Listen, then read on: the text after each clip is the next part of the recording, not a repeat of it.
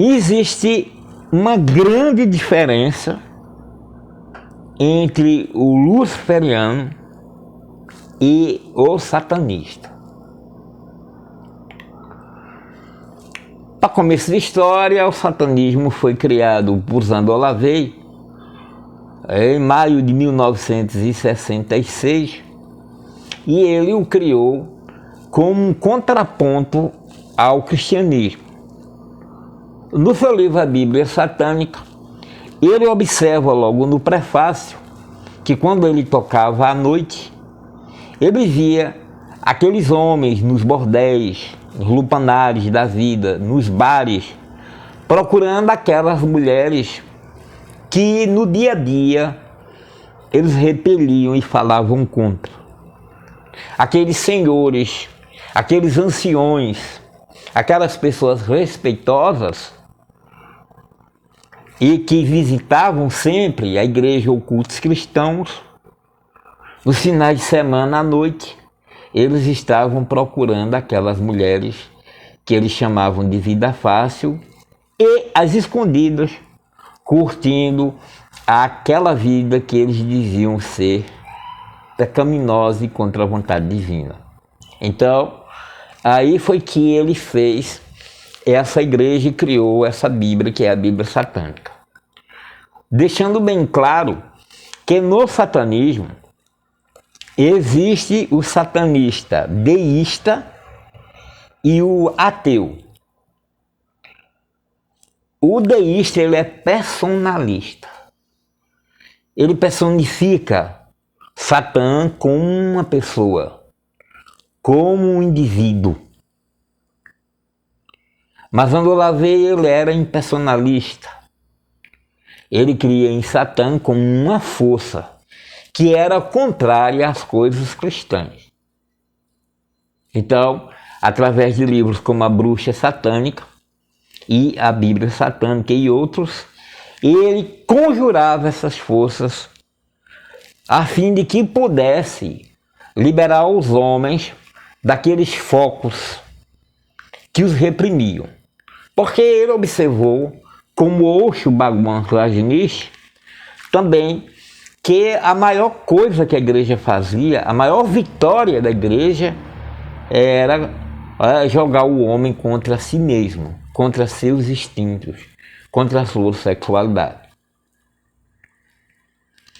Então, o satanista, ele vive justamente em prol dessa batalha, da luta contra os símbolos que são representados por este livro, que é justamente a Bíblia, ou algumas vezes, e mesmo eles não citando, no Alcorão, pelo Alcorão, que é o livro sagrado do Islã. Tanto o Alcorão como a Bíblia creem na mesma divindade. Alá é o mesmo Jeová que uma vez, dando as costas ao povo judeu, que era a raça eleita, foi buscar nas cavernas da Arábia Maomé. E a partir daí ditou a esse indivíduo analfabeto os versos mais lindos do mundo, que é justamente o Alcorão. Então, o satanista, ele é contrário exatamente isso. E os satanistas não são um povo unido. Cada um tem sua corrente e eles creem em coisas que são completamente divergentes entre si. Mas eu estou falando aqui do satanista sadio, daquele indivíduo. Não, eu creio em Satã como uma pessoa e eu creio em Satã como uma força. Mas o que eles têm em comum, tanto o satanista deísta, personalista, como o satanista ateu e impersonalista, ou seja, que não crê em Satã como uma pessoa, eles vivem para combater o cristianismo em si. O luciferiano, ele pode advir do satanismo. Sim, ele pode fazer rituais que são satânicos. E satânicos não quer dizer diabólico, mas satânicos em si. A relação com essa divindade que eles acreditam. Então, se eu sou satanista, eu creio nessa divindade Satã e vou fazer uma série de trabalhos que são satânicos. Essa é a dificuldade, porque o vulgo, as pessoas comuns, elas veem isso, o satanista, como uma religião do mal. Eu tinha uma pessoa aqui, que eu moro aqui na cidade de Caruaru, e é comum, na época de São João, as pessoas soltarem fogos. E ela ligava, olha, fulano aqui, um vizinho horrível que tem aqui, tá jogando fogo na minha porta. Eu quero que você faça uma magia para destruir essa pessoa. Ou outra que também era daqui, e ela, eu fui para uma festinha com minha mãe, lá a bicha era a esposa do cara que ela gostava. Deu em cima de mim, queria bater em mim, mamãe.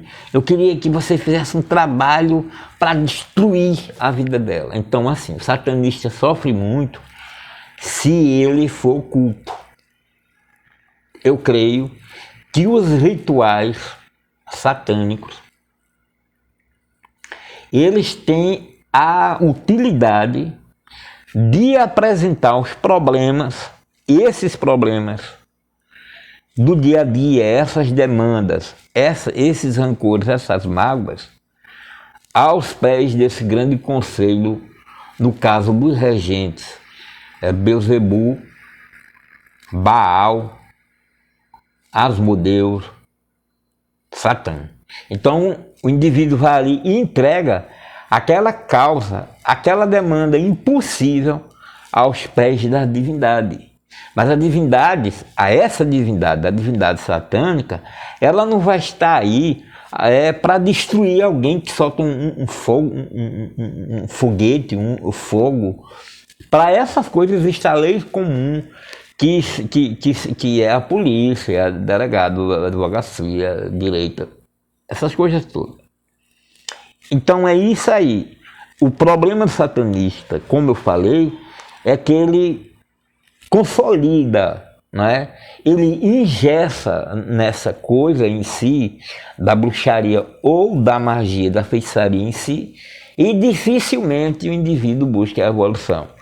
Eu também pude observar isso aqui na nossa história, na nossa egrégora. Egrégora essa que completa 6 anos de vida nesse ano. O luciferianismo é diferente, porque a palavra Lúcifer quer dizer aquele que porta a luz. Então, nós podemos fazer aqueles rituais de descarrego de energia negativa, sim, em Satã. Podemos pedir, sim, a Baal, Belzebu, que interfira nas demandas judiciais, nos problemas financeiros, etc. Podemos lhes oferecer as oferendas e nossa devoção, nosso respeito. Mas não paramos aí. Não paramos. Queremos uma evolução maior. Queremos saber até onde podemos expandir a nossa consciência. Porque uma de nossas canções é Kananikai Adalbaoto, que quer dizer vamos deixar o mundo de Adalbaoto. Você está falando com o mestre, ouvindo o mestre Zanon de Vizir. Nós fazemos tarô, baralho cigano, numerologia, antigo e verdadeiro mapa dos orixás e também jogos de búzios. Você entra em contato conosco pelo número celular que temos aqui, 81993933813. E vamos que vamos. Hilal Ben Shahar é o guia por excelência de nossa causa. O lema é: se a causa, se você cuida da causa de Lúcifer, ele cuidará da sua. E a grande história do luciferianismo, a palavra Lúcifer significa portador da luz, é a evolução. É, como eu falei, a expansão da consciência para além dos limites da guerra com a igreja cristã. Então, sim, Hillel Ben Shahar, o Lúcifer, certamente que ele não gosta das escrituras judaico-cristãs.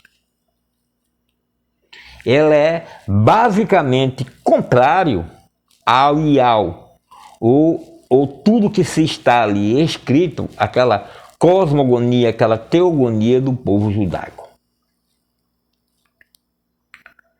Não é?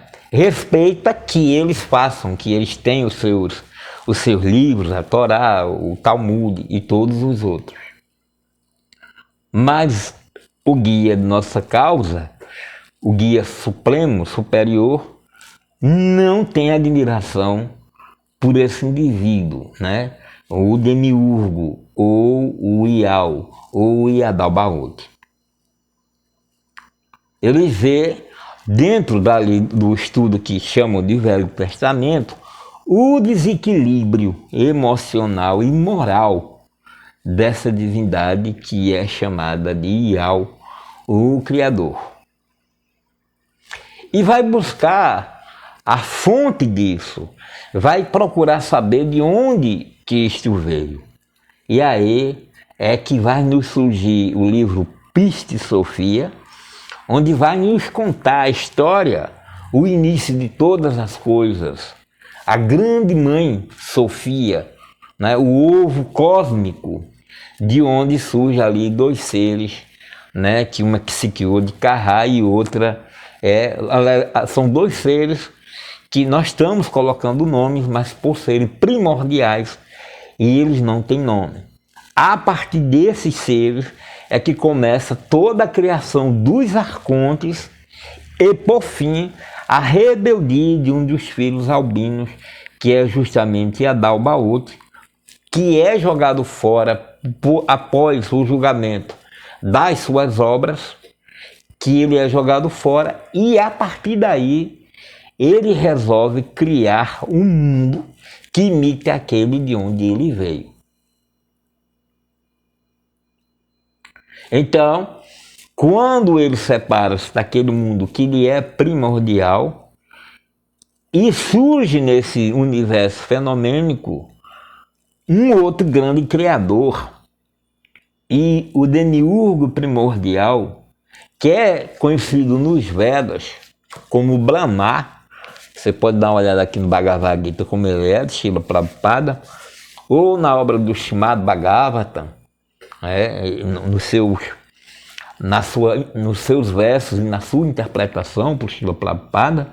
Então você vai observar aí o grande demiurgo, o primeiro que nasce da flor de lótus, que está ligada ao umbigo de lótus do Senhor Vishnu Mahavishnu.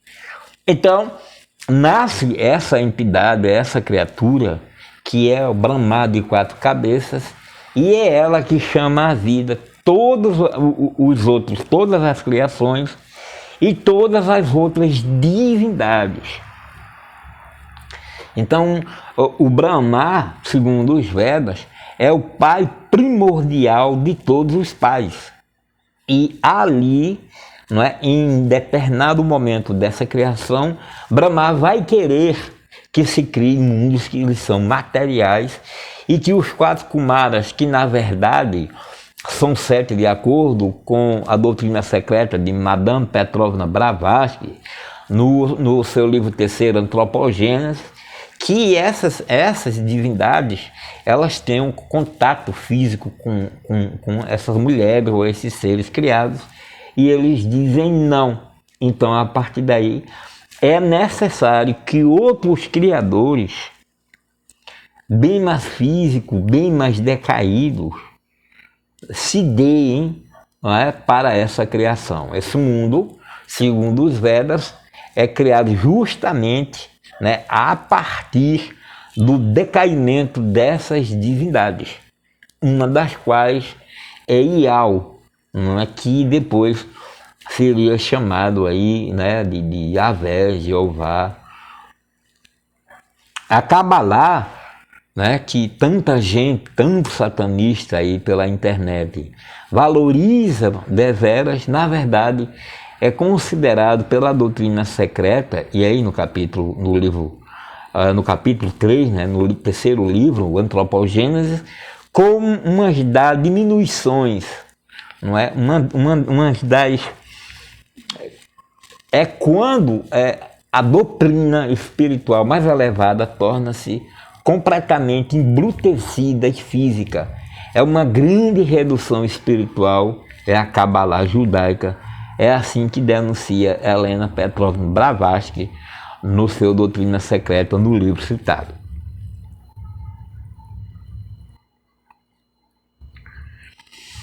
Então, a figura de Lúcifer surge bem muito antes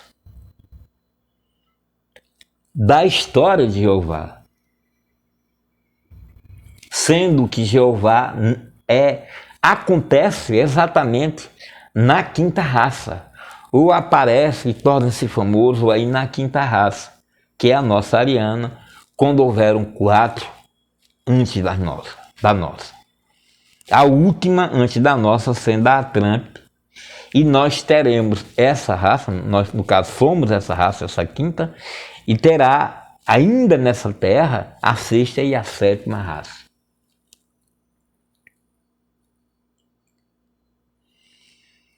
Então essa figura, esse portador da luz, né, esse desagregador de pudores, de falsos pudores, esse iconoclasta de divindades pífias, esse que quer liberar o homem, essa divindade, ela lhes dá o conhecimento, da mesma forma como Prometeu deu o fogo ao homem, segundo a mitologia grega.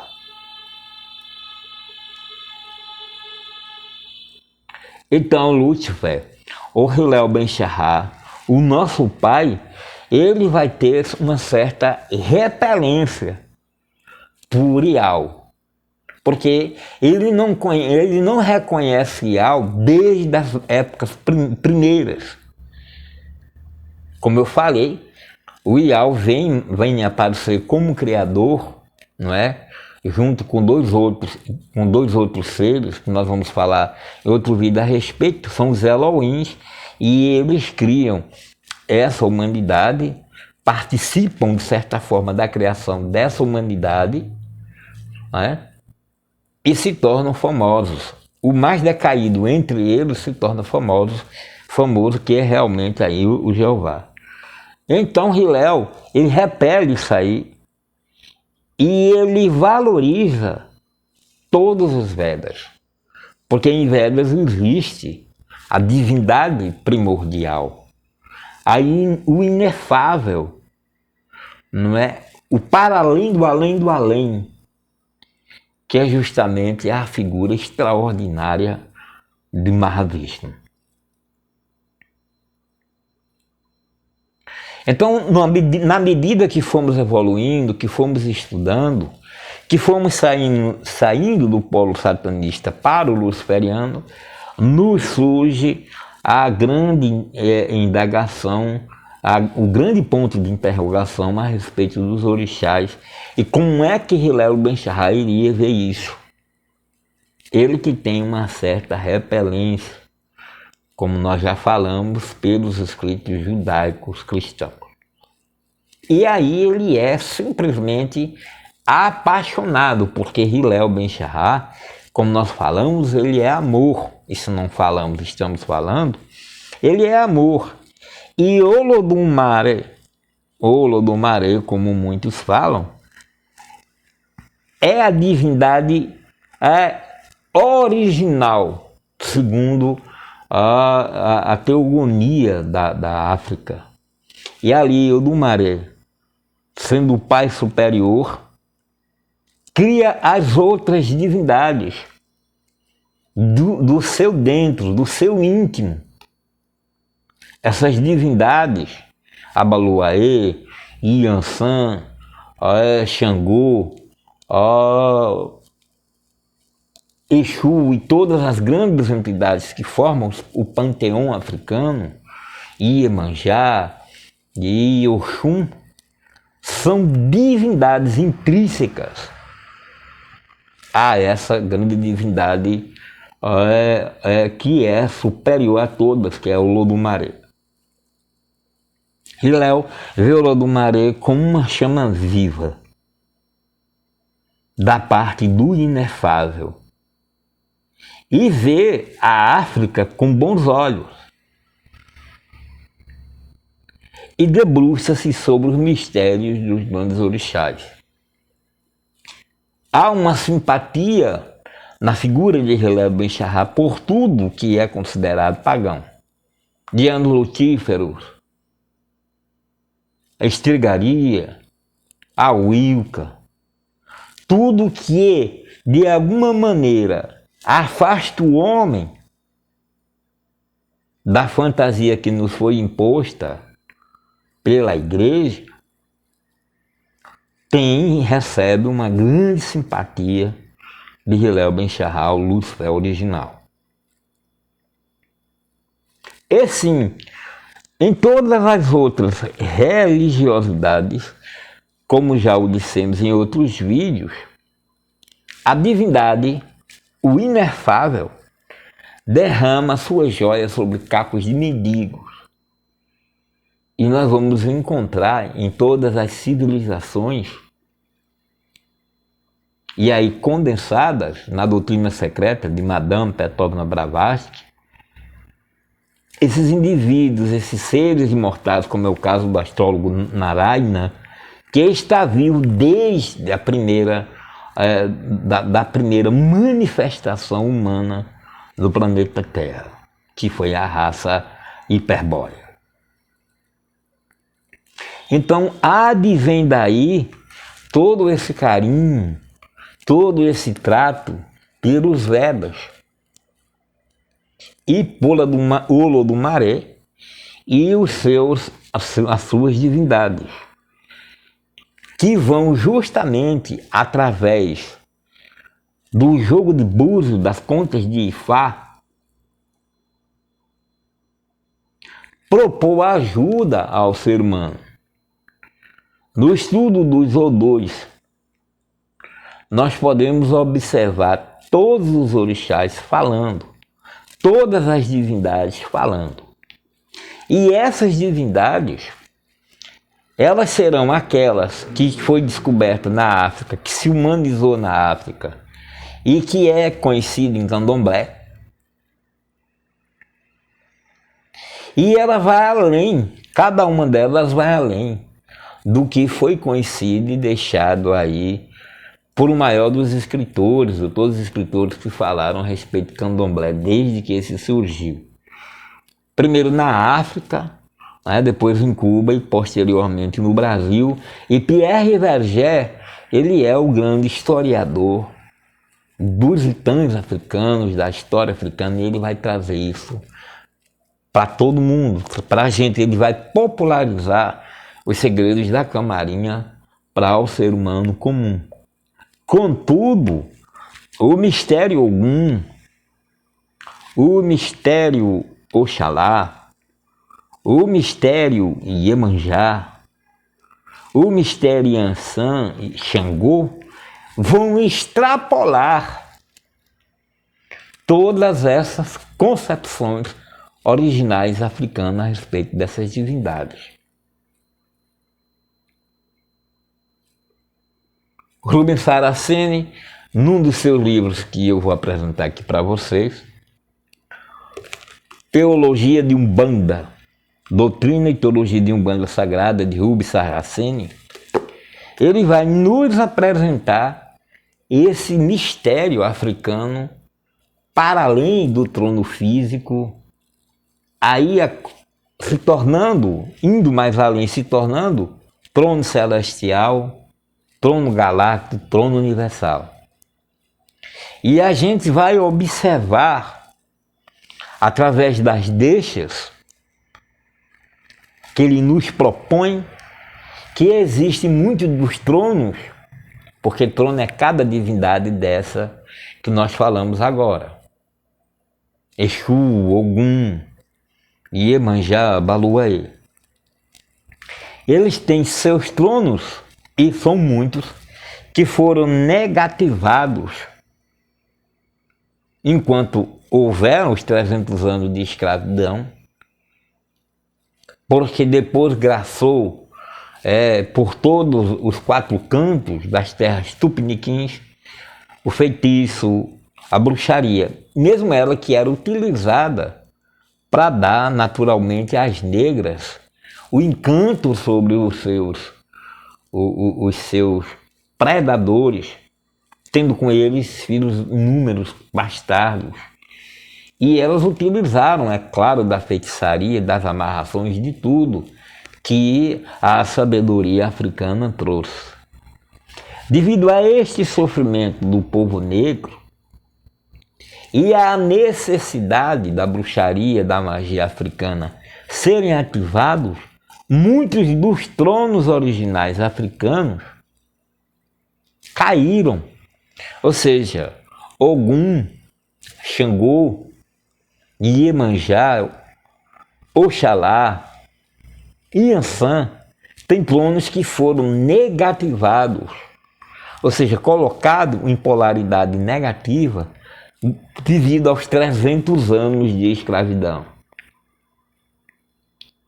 Tem outros tronos que foram negativados pelos pais de santos mercantilistas, mercadores da fé, abusadores dos mistérios de cada orixá, dos orixás em si. Então esses tronos negativados trazem aos seus praticantes, àqueles filhos de santos que praticam, que estão apenas relacionados com a coisa carnal em si, podem trazer e trazem, no mais das vezes, muito mais males do que benefícios. E aqueles que tiveram a graça de entender melhor esses mistérios e se darem bem na música, na arte, na televisão, né? Mas mesmo assim, uma vez utilizando esses mistérios, não para crescimento espiritual, mas para sucesso, fama e crescimento aqui na Terra, negativaram também muitos tronos, esses babalorixás e essas pessoas que conseguiram a fama, o crescimento, a expansão e tudo mais, estão ligadas justamente pelo desequilíbrio mental ou emocional a essas forças negativadas dos orixás que foram decaídas ou que foram derrubadas, como eu falei, pelos 300 anos de escravidão no Brasil e depois por babalorixás e alorixás mercantilistas. O mistério de Ogum sai então do negativismo, daqueles que veem apenas como isso, e tem o Ogum 7 escudos, e tem o trono maior, o trono da lei maior, justamente, que é Ogum, o trono da justiça e da retidão, que é Xangô, o trono do amor e da concepção, que é Oxum, e assim vai crescendo até atingir o patamar mais alto celestial. E esses indivíduos que têm acesso a essas divindades como elas são, justamente pela sua generosidade, pela sua simpatia e devoção e respeito para com elas, conseguem criar laços com essas divindades na sua potencialidade celestial. E tem tudo que aqueles outros têm, que estiveram com essas entidades apenas pelo crescimento, pela fama, pelo dinheiro e pelo sexo. E essas pessoas que tiveram uma concepção maior, que tiveram uma absorção maior, uma abertura maior para com essas divindades, podem realmente ter contatos e pode acessar essa divindade no seu nível maior, tendo tudo que aqueles outros aqui tiveram e tendo muito mais, porque estarão com ele pós-túmulo. Porque uma vez que o rei Xangô, o rei da pedreira, do fogo, da tempestade, é convidado pelos babalorixás apenas para demandas judiciais, se deixa de lado o enorme potencial dessa entidade, o Xangô, porque ela é da justiça em todas as coisas. Ela é da justiça não só nas questões de demandas judiciais e outras, mas também da justiça, da maneira como a pessoa se porta com os outros, da maneira como você vai se portar com os outros. E se você for reto, se você for firme, se você for correto, você estará ligado ao trono da lei maior, ou no caso algum, ou o trono da justiça e da retidão, que é o próprio Xangô em si. Ora, essas divindades, uma vez tendo esse temperamento e olhando dessa forma para aquelas pessoas, não é, como ele olha, superando ali a questão material em si, do que dizem de Exu, do que os itãs africanos falam de Exu, ou de algum ou de outros, essas divindades têm olhos que nunca se fecham, porque não dormem. Esses seres celestiais conseguem acessar o mental, o emocional e, a posteriori, o físico dessas pessoas que se dão a eles com respeito, com carinho, com dedicação. O que eu estou querendo dizer é que, se você acende uma vela para Exu com carinho, com respeito e com apreciação, você vai conseguir mais do que aquele que, justamente por ter condições financeiras, acredita que Exu lhe vai ser justo porque ele está dando um boi. Indo mais além, entendendo que esses seres são seres da natureza, é impróprio para eles pensar em ensujar a natureza com tanta coisa plástica, com tanta coisa orgânica, com tanta morte de animais sacrificados, porque eles são as divindades reagentes da natureza, e da mesma forma como o ser humano não deve encontrar provas contra si mesmo, é impossível que Oxóssi, caçador da mata, né, defensor, como é o caso de Ossain, da Mata Atlântica, não é, exija para si sacrifício de tantos animais como são feitos hoje em dia. Repara-se no livro Casa Grande Senzala, de Gilberto Freire, e você vai observar a extrema pobreza dos escravos. E você vai perguntar-se como é que essas pessoas, esses negros escravos mulambados, davam essas oferendas que hoje se dão em casas de candomblé. Não davam. Eles não podiam, e isso é certo, pela natureza da sua vida, eles não podiam ficar 40 dias de quarto, de camarinha.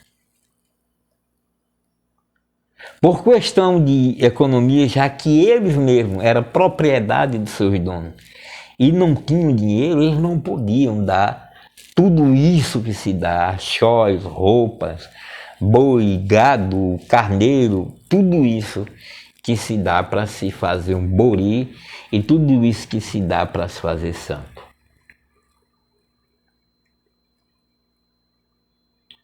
É incrível a gente entender que toda essa coisa, todo esse mercantilismo, toda essa parafernália adveio de mentes fantasiosas, né, que depois da escravidão se deram ao culto dos orixás como nunca sequer faziam na África. Há de se ver o livro Orixás de Pierre Fatumbi Verger, e há de se ver a pobreza do local e a maneira como eles davam as oferendas. Então, é claro, dentro do ponto de vista de veneração, de respeito e de apreciação, de olhar os Odus nas caídas de Búzios, no mapa astral dos orixás, para ajuda e crescimento das pessoas que o procuram, é interessante. Compreender o inefável, ou a parcela do inefável, que é o Lodumaré, ou Olorum, ou absolver-se ainda mais para além de Krishna Sofia, que é a figura de Vênus e a divindade única, a original das originais, aquela de onde veio todas as coisas, que nunca criou e nem foi criado. Este ser, que nós chamamos de Mahavishnu, adentrar-se, mergulhar nesse oceano profundo de amor, modifica para sempre a vida das pessoas. Então, pelo menos eu, como um luciferiano, é isso que eu quero. É isso que eu estou absorvendo dia a dia. É isso que eu estou entrando no dia a dia, nas intimidades dos orixás, compreendendo seus mistérios e como respeitá-los da melhor maneira. Como, através da caída de Búzios, poder ajudar uma pessoa que, por conta de preceitos que não se cumprem, roupas que não se deveria usar, comidas que não se deveria comer, estão doentes. E que o Babalorixá vê ali no jogo e não fala para aquela pessoa porque ela não é iniciada, então ela não merece saber. Ora, uma coisa que já está na internet, nos livros. Então, uma das coisas mais interessantes é isso. O conhecimento, ele não é banalizado. Porque uma vez passado para uma pessoa que está precisando de ajuda, está se cumprindo a vontade dos grandes orixás celestiais, das divindades, do trono de lei, da justiça, de fecundidade, de retidão, que querem o melhor para o ser humano, enquanto ele vive no físico.